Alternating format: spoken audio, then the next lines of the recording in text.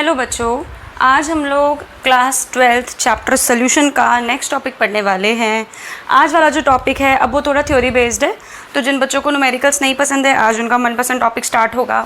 तो जो टॉपिक हम लोग पढ़ने वाले हैं that is a solubility. Solubility के कुछ पैरामीटर्स हमें एक्सप्लेन करने हैं, फिर आगे जा कर के हेनरीज लॉ और राउल्स लॉ आएगा। आज ज़्यादातर आपका थ्योरी पोर्शन ही है, 90% इज़ थ्योरी पोर्शन।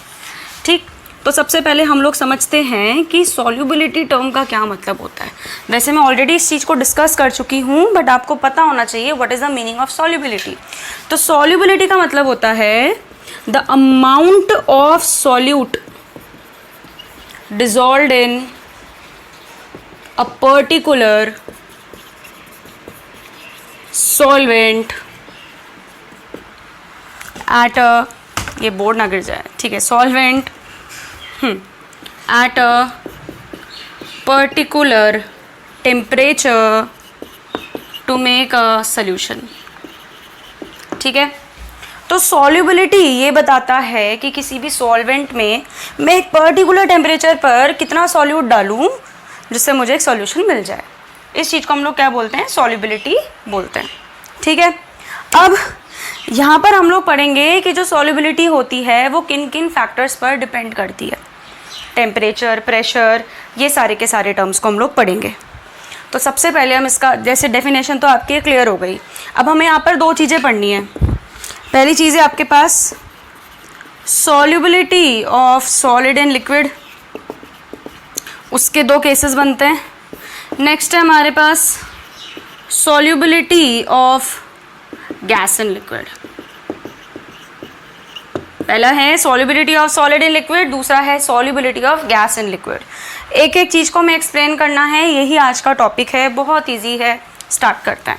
सबसे पहले आता है हमारे पास solubility of solid in liquid. अब आपके मन में कई सारे क्वेश्चंस आएंगे, वो जनरल है, चाहे वो solubility of solid in liquid हो, मतलब चाहे हम किसी सॉलिड को लिक्विड में मिला रहे हैं, चाहे हम किसी गैस को लिक्विड में मिला रहे हैं। एक बेसिक पैरामीटर समझाती हूँ तुम लोगों को, ठीक है। तो अभी छोड़ दो सारी चीज़ें, ये समझो जो मैं बता रही हूँ। पहले आपको पता होना चाहिए कि जो सॉल्युबिलिटी होती है ना, कोई भी चीज़, कोई भी सॉल्यूट किसी सॉल्वेंट में सॉल्युबल क्यों है, क्या रीजंस हैं इसके, सॉल्युबल क्यों है। ये इस टॉपिक से थोड़ा बाहर है, बट आप समझ लो क्या है, क्योंकि आपको बहुत हेल्प मिलेगी। क्वेश्चन है कि कोई भी सॉल्यूट किसी सॉल्वेंट में सॉल्युबल क्यों है, व्हाट आर द रीजंस। तो there are many reasons, there are a number of reasons जिसकी वजह से कोई भी सॉल्यूट किसी भी सॉल्वेंट में डिसॉल्व हो सकता है। एक एक करके रीज़न पढ़ते हैं, ठीक है। सबसे पहले हाइड्रोजन बॉन्डिंग। हाइड्रोजन बॉन्डिंग ये सारा 11th क्लास वाला आ गया। एक एग्जाम्पल लेते हैं। मेरे पास है HF हाइड्रोजन फ्लोराइड और मेरे पास है वाटर H2O। तो क्वेश्चन ये है कि HF H2O में डिसॉल्व क्यों हो जाता है। अभी यहाँ पे मैं ये नहीं बता रही हूँ तुम्हें कि किसी सॉलिड को लिक्विड में डाला और सॉल्युबिलिटी चेक करी, या किसी लिक्विड को दूसरे लिक्विड में डाला सॉल्युबिलिटी चेक करी, या किसी गैस को लिक्विड में डाला फिर सॉल्युबिलिटी चेक करी। नहीं, अभी मैं आपको पहले ये समझा दूँ कि कोई भी चीज़ किसी में सॉल्युबल क्यों होती है, फिर हम आगे के टॉपिक पर जाएंगे। ये जानना बहुत ज़्यादा ज़रूरी है, क्योंकि कई सारे अच्छे बच्चों ने, जो बहुत ही आउटस्टैंडिंग बच्चे हैं, उनको भी ये चीज़ क्लियर नहीं होती है। तो पहला रीज़न है हाइड्रोजन बॉन्डिंग। तो अगर आपसे कोई पूछे कि HF H2O में डिसॉल्व क्यों हो जाता है, क्योंकि HF का F वाटर के हाइड्रोजन के साथ एक बॉन्डिंग बनाता है जिसको हम लोग बोलते हैं हाइड्रोजन बॉन्डिंग। ये HF का मॉलिक्यूल है हमारे पास, ये हमारे पास वाटर का मॉलिक्यूल है। इनके बीच में हाइड्रोजन बॉन्डिंग हो जाती है। हाइड्रोजन बॉन्डिंग होने की वजह से इनके बीच के इंटरैक्शन स्ट्रांग हो जाते हैं, ये दोनों पास पास आ जाते हैं और सॉल्युबल हो जाता है। पहला रीज़न ये है, ठीक है। तो पहला रीज़न सॉल्युबिलिटी का है हाइड्रोजन बॉन्डिंग। अगर कोई केमिकल पानी के साथ हाइड्रोजन बॉन्डिंग बना रहा है, या फिर एक केमिकल दूसरे केमिकल के साथ हाइड्रोजन बॉन्डिंग बना रहा है, तो चांसेस ये होते हैं 99.9% कि वो दोनों एक दूसरे में डिसॉल्व हो जाएंगे। बाकी केमिस्ट्री में तो एक्सेप्शंस होते ही होते हैं, ठीक है। पहला रीज़न ये हो गया। दूसरा रीज़न, जैसे Y sugar dissolves in water, भाई जो शुगर होती है वो वाटर में क्यों डिजोल्व हो जाती है? शुगर तो पानी के साथ कोई भी हाइड्रोजन बॉन्ड नहीं बनाती, फिर क्यों डिजोल्व हो जाती है? यहाँ पर हम लोग रीज़न देंगे because the particles of sugar gets trapped in the voids तो खैर सॉलिड के लिए यूज करते हैं, in the empty spaces between the particles of water. कहने का क्या मतलब हुआ? दूसरा कारण ये है कि कोई एक चीज़ दूसरे में डिसॉल्व क्यों होती है। दूसरा कारण ये है कि मान लो कि मेरे पास ये वाटर है, ये वाटर के मॉलिक्यूल्स हैं, अब मैंने चीनी डाल दी। अब चीनी के पार्टिकल्स इतने छोटे होते हैं ना कि वो वाटर के पार्टिकल्स के बीच की स्पेस में फंस जाते हैं। जब फंस रहा है तो वापस निकल ही नहीं पा रहा। ये रीज़न भी हो सकता है सॉल्युबिलिटी का, इस वजह से, क्योंकि शुगर के पार्टिकल इतने छोटे होते हैं कि वाटर के पार्टिकल के बीच की स्पेस में फंस जाते हैं। इस वजह से ये बोलते हैं चलो भैया मैं फंसी गया हूँ तो वाटर के साथ दोस्ती कर दूँ। तो इन दोनों के बीच में भी फोर्स ऑफ अट्रैक्शन होता है। अगर आपसे कोई बोले कौन सा फोर्स ऑफ अट्रैक्शन और तुम्हें नहीं पता, वॉन डर वाल फोर्सेस बोल दो, they are universal, they are applicable for every material. ठीक है, तो दूसरा रीज़न ये है कि small solute particles get trapped, ठीक है, in the empty spaces of solvent. ठीक है, ये वाली बात समझ में आ गई। दूसरा रीज़न ये हो गया। तीसरा रीज़न जो आप लोगों ने, क्योंकि ये वाला चैप्टर तो ऑलमोस्ट सबके स्कूल में हो गया है, तो तीसरा रीज़न आप लोगों ने पढ़ा होगा लाइक डिसॉल्व लाइक। तो समझो भाई, दो बच्चे हैं शैतान, ये पहला बच्चा है और ये दूसरा बच्चा है। ठीक है, पहले के 2 बाल हैं, दूसरे के 3 बाल हैं। ये भी शैतान है, ये भी शैतान है। भाई दोनों का सेम नेचर है तो दोनों अच्छे फ्रेंड्स बन जाएंगे, दोनों बेस्ट फ्रेंड्स बन जाएंगे। तो लाइक डिसॉल्व लाइक, क्योंकि इन दोनों पार्टिकल्स का नेचर सेम है तो ये एक साथ अच्छी बॉन्डिंग करेंगे भाई। ठीक है, यहाँ पर फिजिक्स का रूल मत लगाना कि like poles repel each other, unlike poles attract each other. नहीं, केमिस्ट्री में ये वाली चीज़ भी ऑब्जर्व करी गई है कि अगर 2 पार्टिकल्स का नेचर सेम है, दोनों पार्टिकल एक दूसरे को कॉम्प्लीमेंट कर रहे हैं, तो दोनों के बीच में बहुत अच्छा वॉन डर वाल फोर्सेस बनता है, इसलिए दोनों आपस में अच्छे से डिसॉल्व हो जाते हैं। ठीक है, तो यहाँ से हमारे पास क्वेश्चन बनता है कि NaCl पानी में डिसॉल्व क्यों होता है? Why NaCl can be dissolved in water. अब इंग्लिश छोड़ दो, समझ लो इसे। तो उसका रीज़न ये है क्योंकि वाटर भी पोलर होता है, NaCl भी पोलर होता है, इनके बीच में एक इंस्टेंटेनियस तो नहीं बोलोगे, इनके बीच में एक अच्छा खासा डायपोल बन गया, इनके बीच में अच्छी सी बॉन्डिंग हो गई क्योंकि ये भी पोलर है, ये भी पोलर है। NaCl का नेगेटिव चार्ज जो क्लोरीन पे लगा हुआ है और हाइड्रोजन का पॉजिटिव चार्ज, ये पॉजिटिव और ये नेगेटिव, इनके बीच में बहुत अच्छा इंटरेक्शन हो रहा है। कहोगे वापस तो फिजिक्स आ गई घुमा फिरा करके, चलो आ गई। तो इसका मतलब ये हुआ कि अगर 2 पोलर मटेरियल हैं तो वो एक दूसरे में डिसॉल्व होंगे। इसका रीज़न है लाइक डिसॉल्व लाइक, ये आपके NCERT की बुक में लिखा हुआ है। सेकेंड, कार्बन टेट्राक्लोराइड है और मेरे पास है बेंजीन, ये एक दूसरे में डिसॉल्व होते हैं। तुम्हारे पास मोल फ्रैक्शन का क्वेश्चन आया था शीट में। तो benzene is non polar, non polar मतलब प्योरली कोवलेंट है, और कार्बन टेट्राक्लोराइड भी कोवलेंट है, तो it is also non polar. तो लाइक डिसॉल्व लाइक। ठीक है, समझ में आ गई बात। तो अगर आपसे कोई पूछेगा कि चीज़ें पानी में डिसॉल्व क्यों होती है या फिर कोई भी सॉल्यूट किसी सॉल्वेंट में डिसॉल्व क्यों होता है, तो उसके 3 कारण हैं। ये आपको पूरा 12th याद रहेगा, ये बहुत इंपॉर्टेंट है, इसे बिल्कुल मत छोड़ना। पहला कारण ये है, या तो हाइड्रोजन बॉन्डिंग हो रही होगी, चेक करो, तब सॉल्युबल होगा, या तो सॉल्यूट के पार्टिकल बहुत ही छोटे हैं, सॉल्वेंट के पार्टिकल बहुत ही बड़े हैं, और सॉल्वेंट के पार्टिकल्स की स्पेसेस के बीच में सॉल्यूट के पार्टिकल्स फंस गए हो, तभी भी डिसॉल्व हो जाएगा। तीसरा, लाइक डिसॉल्व लाइक, जो जैसा है वो वैसे में डिसॉल्व हो जाएगा। ठीक है, यहाँ तक समझ में आ गया। अब सुनो ध्यान से। तो जब भी चाहे हाइड्रोजन बॉन्डिंग हो रही हो, चाहे छोटे छोटे सॉल्यूट पार्टिकल सॉल्वेंट की जगह के बीच में फंस रखे हो, चाहे लाइक डिसॉल्व लाइक हो, हमेशा सॉल्यूट और सॉल्वेंट के बीच में एक फोर्स बनती है। इस फोर्स को हम लोग बोलते हैं वॉन डर वाल फोर्स इन जनरल। ठीक है, तो अगर आपसे कोई पूछेगा कि सॉल्यूट और सॉल्वेंट के बीच में जनरली कौन सी फोर्सेस बनती है, तो वॉन डर वाल फोर्सेस, क्योंकि वो यूनिवर्सल होती है। समझ में आ गई बात? तो इसका मतलब ये हुआ कि अगर मैं कह रही हूँ ना कि मैंने चीनी को पानी में डिसॉल्व कर दिया, तो चीनी और पानी के बीच में वॉन डर वाल फोर्सेस लग रही होगी। उनके बीच में कोई केमिकल रिएक्शन नहीं हो रही है, कोई केमिकल बॉन्ड नहीं बन रहा है उनके बीच में, बट उनके बीच में वीक वॉन डर वाल फोर्सेस जनरेट हो रखी है। अगर मैं कहूँ कि मैंने नमक को पानी में डिसॉल्व कर दिया, तो नमक और पानी के बीच में कोई बॉन्ड नहीं बन रहा है, नमक और पानी के पार्टिकल्स के बीच में वॉन डर वाल फोर्सेस जनरेट हो रही हैं, जिसकी वजह से दोनों एक दूसरे की तरफ अट्रैक्टेड हैं, तभी बाहर नहीं भाग रहे हैं, वरना तो नमक उछल करके बाहर चला जाएगा। ठीक है, ये वाली बात समझ में आई? अच्छा, उसी तरह से अगर मैं कहूँ जो कार्बन टेट्राक्लोराइड है वो बेंजीन में डिसॉल्व्ड है, इसका मतलब ये हुआ कि कार्बन टेट्राक्लोराइड और बेंजीन के बीच में कोई बॉन्ड नहीं बन रहा है, इनके बीच में वीक, अब तुम मेरे साथ साथ बोल रहे होंगे मन मन में, वीक वॉन डर वाल फोर्सेज हैं जो कि इनको साथ में रखती हैं। तुम बॉईल करोगे, तुम इनके साथ कुछ छेड़खानी करोगे, वो फोर्सेज टूट जाएगी और वापस भाग जाएगा।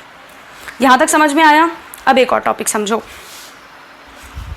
तो यहाँ से बच्चों हमारे पास एक बहुत अच्छी टर्म बनती है जिसको हम लोग बोलते हैं डिसोल्यूशन। ये एक्सप्लेनेशन सब आपका एनसीईआरटी में नहीं है, इन्होंने बहुत थोड़ा सा दे रखा है, तो जिस हिसाब से मैं समझा रही हूँ उसी हिसाब से समझो, तुम्हें बहुत मज़ा आएगा और बहुत आसानी पड़ेगी। अब डिसोल्यूशन क्या होता है? डिसोल्यूशन मैं हिंदी में, चलो मैं इंग्लिश में लिख देती हूँ। डिसोल्यूशन वो प्रोसेस होती है in which the solute gets dissolved in a solvent to make a solution। थोड़ा आराम आराम से चलाएंगे इस चैप्टर को, काफ़ी इंपॉर्टेंट है। इस प्रोसेस को बोलते हैं हम लोग डिसोल्यूशन। तो डिसोल्यूशन वो प्रोसेस होती है जिसमें सॉल्यूट और सॉल्वेंट के बीच में इंटरेक्शन हो गया, वॉन डर वाल फोर्सेस जनरेट हो गए और ये दोनों एक दूसरे में अच्छी तरह से डिसॉल्व हो गए। इस प्रोसेस को हम लोग बोलते हैं डिसोल्यूशन। समझ में आ गई बात? अब इसके बाद का जो नेक्स्ट टॉपिक है वो थोड़ा सा टफ है, तो अगर समझ जाओ तो तुमसे इंटेलिजेंट कोई नहीं, अगर ना समझो तो फिर उसको स्किप मार लेना, और क्या बोलूँ मैं, बट अगर समझ लो तो बहुत अच्छा है। तो देखो अब ध्यान से, तो डिसोल्यूशन क्लियर हो गया। अब मैं तुम्हें कंडीशन बता रही हूँ, जो मैं बोल रही हूँ ना इस चीज़ को इमेजिन करना। अगर हम लोग, कभी कभी ऐसा होता है कि हम लोग जैसे हमने पानी में सर्फ डाला तो सॉल्यूशन का टेम्परेचर थोड़ा बढ़ जाता है, या फिर अगर मैं अमोनियम हाइड्रोक्साइड में पानी डालूंगी तो सॉल्यूशन थोड़ा ठंडा हो जाता है। इसका मतलब ये हुआ कि डिसोल्यूशन एक्सोथर्मिक भी होता है और डिसोल्यूशन एंडोथर्मिक भी होता है। अब इस चीज़ का क्या मतलब हुआ? डिसोल्यूशन एक्सोथर्मिक भी होता है, मतलब कभी कभी ऐसा होता है कि अगर हम लोग दो चीज़ों को, सॉल्यूट और सॉल्वेंट को आपस में मिक्स कर रहे हैं, ऐसे गरम नहीं कर रहे हैं हम, अगर सॉल्यूट और सॉल्वेंट को ऐसे मिक्स कर रहे हैं, चम्मच से घुमा रहे हैं, तो सॉल्यूशन थोड़ा गर्म हो जाएगा। और कभी कभी ऐसा होता है कि अगर हम लोग सॉल्यूट और सॉल्वेंट को ऐसे मिला रहे हैं तो सॉल्यूशन ठंडा हो जाएगा। तो ये कौन सी साइंस है, इसमें क्या हो रहा है, वो आपको पढ़ना ज़रूरी है। ठीक है, ट्राई करना प्लीज़ है समझने का, थोड़ा सा ज़्यादा दिमाग लगाना है। ठीक है, अब देखो मैं तुम्हें समझाऊंगी अब कि एक्सोथर्मिक डिसोल्यूशन क्या होता है और एंडोथर्मिक डिसोल्यूशन क्या होता है। अब ध्यान से देखना इस चीज़ को। अब इमेजिन करो बच्चों, तुम्हारे पास एक सॉल्यूट है जिसके पास एनर्जी 10 जूल्स की है, एक सॉल्वेंट है जिसके पास भी एनर्जी 10 जूल्स की है, दोनों पे अलग भी हो सकती है, ऐसे ही मान लिया मैंने इजी करने के लिए, ज़्यादा मैच नहीं करनी पड़ेगी। तो सॉल्यूट के पास भी जो एनर्जी है वो 10 जूल्स है, सॉल्वेंट के पास भी जो एनर्जी है वो 10 जूल है। अब हमने क्या करा, ये सॉल्वेंट में सॉल्यूट को डाला और उसको हमने घुमाना स्टार्ट कर दिया। ठीक है, कर दिया घुमाना स्टार्ट, मतलब हम लोग क्या कर रहे हैं, डिसोल्यूशन कर रहे हैं, मिक्स कर रहे हैं दोनों को। तो अब क्या होगा, सॉल्यूट और सॉल्वेंट ने एक दूसरे को देखा, बोला अरे वाह हम तो एक जैसे ही हैं, क्यों ना हम लोग वॉन डर वाल फोर्सेस बना दें और अपने आप को स्टेबल कर दें। भाई अगर कोई एक दूसरे के साथ फोर्स बना रहा है, कोई बॉन्ड बना रहा है, वीक फोर्सेस लगा रहा है, तो तभी तो लगा रहा है जब वो अनस्टेबल होगा, वरना क्यों लगाएगा। तुम पानी में हीलियम डाल दो, वो नहीं होने की बहुत अच्छे से डिसॉल्व, क्योंकि वो स्टेबल हो रखी है। ठीक है, तो इसका मतलब ये हुआ कि जो सॉल्यूट है और जो सॉल्वेंट है ये थोड़े थोड़े से अनस्टेबल हैं, इनको स्टेबलाइज होना है। तो सॉल्यूट बोलेगा सॉल्वेंट को, चल हम लोग आपस में वॉन डर वाल फोर्सेस बनाते हैं, वॉन डर वाल फोर्सेस की वजह से हमारा बॉन्ड स्ट्रांग हो जाएगा और मैं तुझ में डिजोल्व हो जाऊँगा। उन्होंने बनाया। तो जब सॉल्यूट और सॉल्वेंट ने आपस में इंटरेक्शन करा, जब इनके बीच में वॉन डर वाल इंटरेक्शन हुई, तो ये देखने को मिला कि जब इनके बीच में इंटरेक्शन हो रही थी तो सॉल्यूट के पास जो एनर्जी बची वो कितनी बची, 5 जूल्स, और सॉल्वेंट के पास जो एनर्जी बची वो बची मान लो 6 जूल्स। तो सॉल्यूट की 5 जूल और सॉल्वेंट की 4 जूल्स कहाँ चली गई, एटमॉस्फेयर में एस्केप हो गई। क्योंकि मैंने तुम्हें क्लास 11th के केमिकल बॉन्डिंग वाले चैप्टर में समझाया था कि जब जो दो चीज़ें आपस में इंटरेक्शन करती हैं, बॉन्ड बनाती हैं, फोर्सेस बनाती हैं, तो एनर्जी इज़ आइदर लॉस्ट और इज़ एब्जॉर्ब्ड। तो ये दोनों स्टेबल हो गए, दोनों के दोनों ने कहा हमें इतनी ज़्यादा एनर्जी की ज़रूरत ही नहीं है। तो 5 + 4 कितने जूल्स ऑफ एनर्जी बचा, 9 जूल्स ऑफ एनर्जी है, वो एटमॉस्फेयर में एस्केप हो गई और इस वजह से जो हमारा कंटेनर है वो क्या हो गया, गर्म हो गया। और ये आपकी ये प्रोसेस कौन सी हो गई, रिएक्शन नहीं हो रही है, ये प्रोसेस कौन सी हो गई, एक्सोथर्मिक हो गई। तो डेल्टा H यहाँ पर क्या हो जाएगा, negative. Delta H of dissolution क्या हो जाएगा, नेगेटिव हो जाएगा। ठीक है, ये वाली बात समझ आ गई। अब एक और एग्जाम्पल लेकर के चलते हैं। अब इमेजिन करो आप लोग कि आपके पास एक कंटेनर है, इस कंटेनर में सॉल्यूट है, सॉल्वेंट है। सॉल्यूट के पास 10 जूल्स की एनर्जी है, सॉल्वेंट के पास भी 10 जूल की एनर्जी है, और एटमॉस्फेयर में भी तो कुछ ना कुछ एनर्जी होगी ना बेटा। मान लेते हैं कि एटमॉस्फेयर के पास भी 10 जूल्स की एनर्जी, उनके आसपास जो भी चीज़ें रही होंगी, आसपास की जो हवा वगैरह होगी वहाँ पर भी 10 जूल्स की एनर्जी एस्केप हो रखी है पहले से। ठीक है, अब सॉल्यूट आएगा सॉल्वेंट के पास, वो कहेगा कि भाई मुझे तेरे साथ इंटरेक्शन करना है ताकि मैं तुझ में घुल जाऊँ। अब जब सॉल्यूट और सॉल्वेंट पास आते हैं तो इनके बीच में वॉन डर वाल इंटरेक्शन नहीं हो पाती। ये कहते हैं अरे यार मेरी तो 10 जूल की एनर्जी भी पूरी नहीं पड़ रही है, ये भी बोलता है मेरे पास 10 जूल की एनर्जी पूरी नहीं पड़ रही है जिससे मैं इंटरेक्शन करूँ। तो सॉल्यूट और सॉल्वेंट एक उपाय निकालते हैं। वो क्या करते हैं, एटमॉस्फेयर में जो 10 जूल्स की एनर्जी है उसको अपने पास एब्जॉर्ब करना स्टार्ट कर देंगे ताकि इन दोनों का बॉन्ड बने। ठीक है, तो ये क्या करते हैं, अपने वॉन डर वाल इंटरेक्शन को मजबूत करने के लिए टोटल इन्हें चाहिए 30 जूल्स की एनर्जी। 10 इसके पास है, 10 इसके पास है, 20 हो गया, इन्हें चाहिए 30। तो ये 10 जूल की एनर्जी एटमॉस्फेयर से भी ले लेंगे, तब जाकर के इनके पास इंटरेक्शन होगा। अब एक बात बताओ, जब ये सारी की सारी हीट आसपास से ले लेंगे तो जब हीट लॉस्ट हो जाती है तो कंटेनर तो ठंडा हो जाएगा ना। तो उस केस में डेल्टा H क्या हो जाएगा, पॉजिटिव। क्यों, ओवरऑल एनर्जी बढ़ गई, पहले 20 जूल थी अब 30 जूल हो गई। तो इस केस में जो डिसोल्यूशन है वो क्या हो जाएगा, एंडोथर्मिक। ये बहुत मैंने तुम्हें टफ चीज़ समझाई है, अगर तुम्हें समझ में आ गया ना तो अपनी पीठ थपथपाना कि तुम्हें इतनी अच्छी इतनी टफ चीज़ कैसे समझ में आ गई। ठीक है, तो अभी तक हमने क्या पढ़ा, बिल्कुल ध्यान से समझो। अभी तक हमने ये पढ़ा कि सॉल्युबिलिटी का मतलब होता है, सॉल्युबिलिटी का मतलब होता है कि जो सॉल्यूट होता है वो जब सॉल्वेंट में डिसॉल्व हो जाएगा, that is called solubility. Solubility find out करने के 3-4 मेथड हैं, 3 मैंने तुम्हें बता दिए। अगर हाइड्रोजन बॉन्डिंग हो रही है तो सॉल्युबल है, अगर लाइक डिसॉल्व लाइक है तो आपका सॉल्युबल हो जाएगा। ठीक है, और आपको एक और चीज़ बताई थी, मुझे ध्यान नहीं आ रही कौन सी थी वो, कि अगर सॉल्वेंट के स्पेसेस में सॉल्यूट ट्रैप हो जाता है in the spaces of solvent तो वो भी सॉल्युबल होगा।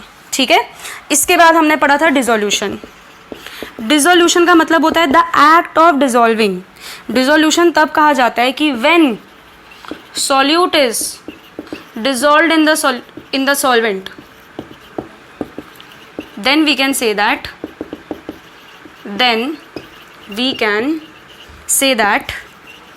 dissolution has occurred. Dissolution has occurred. कोई परेशानी इसमें? इसके बाद हमने पढ़ा था कि अगर डिसोल्यूशन एक्सोथर्मिक है तो कंटेनर गर्म हो जाएगा और डेल्टा H क्या हो जाएगा, नेगेटिव हो जाएगा, क्योंकि सिस्टम अपनी एनर्जी लॉस कर रहा है। ये आपने थर्मोडायनेमिक्स में पढ़ा था। अगर डिसोल्यूशन एंडोथर्मिक है तो डेल्टा H पॉजिटिव हो जाएगा क्योंकि सिस्टम बाहर से हीट ले रहा है। तो उस केस में कंटेनर ठंडा हो जाएगा। यहाँ तक पढ़ लिया, डिसोल्यूशन टॉपिक कंप्लीट हो गया। नाउ इफ अगर तुमने किसी सॉल्यूट को सॉल्वेंट में डाला, तुम उसे घोलते जा रहे हो घोलते जा रहे हो घोलते जा रहे हो, वो डिसॉल्व ही नहीं हो रहा, तो उस चीज़ को हम लोग क्या बोलते हैं? क्रिस्टलाइजेशन। ठीक है, अगर तुम किसी भी सॉल्यूट को सॉल्वेंट में डाल रहे हो और वो डिसॉल्व ही नहीं हो रहा, इस चीज़ को हम लोग क्या बोलते हैं? क्रिस्टलाइजेशन बोलते हैं। अब हम अपने टॉपिक पर आ जाते हैं। तो अब आता है हमारे पास सॉल्युबिलिटी ऑफ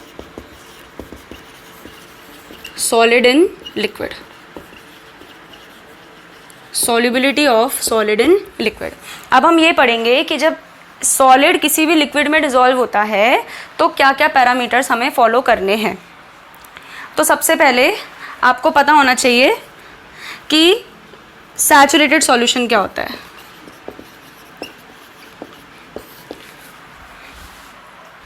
तो बच्चों, सैचुरेटेड सॉल्यूशन आपने क्लास 9th में भी पढ़ा था। सैचुरेटेड सॉल्यूशन, मैं लिख नहीं रही हूँ, मैं समझा रही हूँ। सैचुरेटेड सॉल्यूशन एक ऐसा सॉल्यूशन होता है जिसमें आप और ज़्यादा सॉल्यूट ऐड नहीं कर सकते, उस चीज़ को हम लोग बोलते हैं सैचुरेटेड सॉल्यूशन। जैसे मान लेते हैं आपके पास एक गिलास पानी था, उस पानी के उसमें पानी डाला हुआ था, ऑब्वियसली तुमने 1 चम्मच चीनी डाली, वो घुल गई, दूसरी चम्मच चीनी डाली, वो घुल गई। अब तुम तीसरी डाली, तुमने तीसरी चम्मच चीनी डाली, वो नहीं घुली, वो नीचे ही ठहर गई, जम गई, तो आपका सॉल्यूशन सैचुरेटेड हो गया। भाई सैचुरेटेड हो गया, फुल हो गया, और ज़्यादा वो चीनी को नहीं सहन कर सकता, अपने अंदर डिसॉल्व नहीं कर सकता। ठीक है, ये हो गया सैचुरेटेड। अनसैचुरेटेड का क्या मतलब हुआ? अनसैचुरेटेड सॉल्यूशन वो सॉल्यूशन होता है जिसमें आप और ज़्यादा सॉल्यूट ऐड कर सकते हो। मान लो कि तुम्हारे पास एक ग्लास में पानी था, उसके अंदर ये कैपेसिटी है कि वो 2 चम्मच चीनी अपने अंदर घोल सकती है, लेकिन तुमने 1 ही चम्मच चीनी डाला उसमें और घोल दिया, तो अभी उसमें और चीनी घुल सकती है ना, तो वो हो गया अनसैचुरेटेड। ये मैं जल्दी जल्दी समझा रही हूँ, तुमने 9th-10th में ऑलरेडी पढ़ा हुआ है। थर्ड आता है हमारे पास सुपर सैचुरेटेड सॉल्यूशन। अब मैं तुम्हें बता रही हूँ सुपर सैचुरेटेड सॉल्यूशन क्या होता है, तो ध्यान से समझना इस चीज़ को। तो सुपर सैचुरेटेड सॉल्यूशन को समझने के लिए एक चीज़ देखते हैं। मान लेते हैं ये मेरे पास पानी है और उसमें मैंने चीनी घोल रखी है। अब मैं इसमें और ज़्यादा चीनी डालूंगी ना तो उसके लिए जगह ही नहीं बचेगी। ठीक है, शेड कर दो उसे थोड़ा। और ज़्यादा मैं चीनी डालूंगी तो जगह ही नहीं बचेगी उस पानी में, क्योंकि सारी जगह तो चीनी ने ऑलरेडी ऑक्यूपाई कर रखी है। तो एक्स्ट्रा चीनी के लिए भाई हमारे पास कोई जगह नहीं है। अब हम क्या करेंगे, इसको हीट करेंगे। जब हम इसको हीट करेंगे तो पानी के जो पार्टिकल्स हैं उनकी काइनेटिक एनर्जी बढ़ेगी।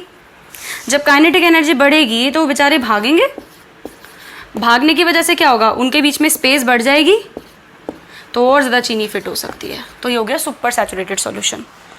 तो सुपर सैचुरेटेड सॉल्यूशन एक ऐसा सॉल्यूशन होता है जो कि होता तो सैचुरेटेड है, लेकिन तुम उसका टेम्परेचर बढ़ा दो तो उसमें और ज़्यादा एक्स्ट्रा सॉल्यूट तुम लोग डिसॉल्व कर सकते हो। That is super saturated solution. जैसे चाशनी गरम गरम जब वो ठंडी हो जाती है ना तो एक्स्ट्रा चीनी नीचे जम जाती है। तो सुपर सैचुरेटेड सॉल्यूशन ये हो गया।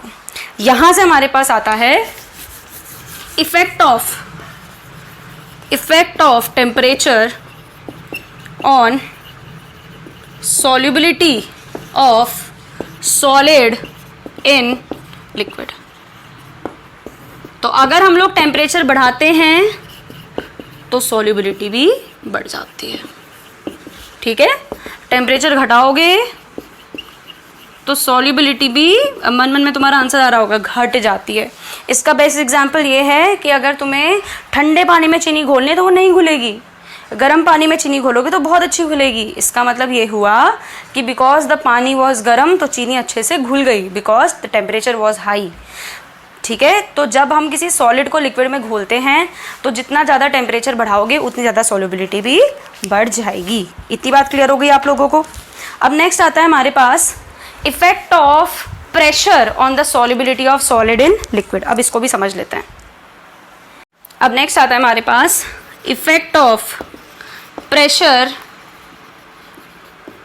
On the solubility of solid in liquid. तो कोई खास इफेक्ट नहीं होता, देयर इज नो खास इफेक्ट, इग्नोर करो।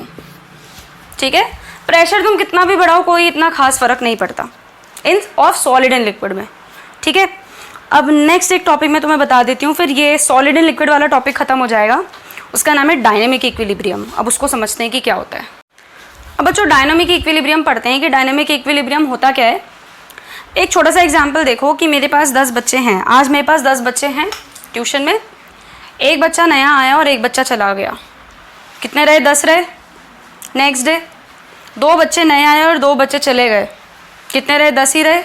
तो कहने का मतलब यह है जितना आवती उतना जावती, मतलब जितने बच्चे अंदर आ रहे हैं उतने ही बच्चे बाहर जा रहे हैं। That is dynamic equilibrium. तो अब इस चीज़ को बहुत ध्यान से समझो। मान लेते हैं, बस मेरा फ़ोन का मेमोरी फुल ना हो जाए तो रुक जाएगी वीडियो, बट इट्स फाइन, समझते हैं। हाँ, अब डायनेमिक इक्विलिब्रियम को समझो कि तुम्हारे पास ये पानी है और पानी में 2 चम्मच चीनी घुल चुकी है, ठीक है। अब तुमने तीसरी चम्मच इसमें चीनी डाली और घोलना स्टार्ट करा। वो तीसरी चम्मच चीनी इसमें घुल तो गई, लेकिन 1 चम्मच चीनी नीचे आ गई। जो पहले से ही घुली हुई थी उसमें से 1 चम्मच चीनी नीचे आ गई। तो अभी भी पानी के अंदर कितनी घुली हुई है? 2। तुमने 2 चम्मच चीनी और डाली। तुमने इसको घोला, खूब घोला, खूब घोला। ज़बरदस्ती ये घुल तो गई, लेकिन जो घुले हुए में से 2 चम्मच चीनी और नीचे आ गई। अभी भी कितनी डिजॉल्व्ड है? 2। इसका मतलब ये हुआ जितना डिजोल्यूशन हो रहा है, जितनी चीनी तुम डिजॉल्व कर रहे हो उतनी ही चीनी क्रिस्टलाइज हो रही है, मतलब उतनी नीचे भी जम रही है। इस कंडीशन को हम लोग बोलते हैं dynamic equilibrium, when the amount of dissolution is equal to the amount of crystallisation. इस चीज़ को हम लोग बोल लेते हैं डायनेमिक इक्विलिब्रियम। यहाँ तक आई होप आपको क्लियर हो गया हो। कल हम लोग पढ़ेंगे solubility of gas in liquid. Thank you बच्चों।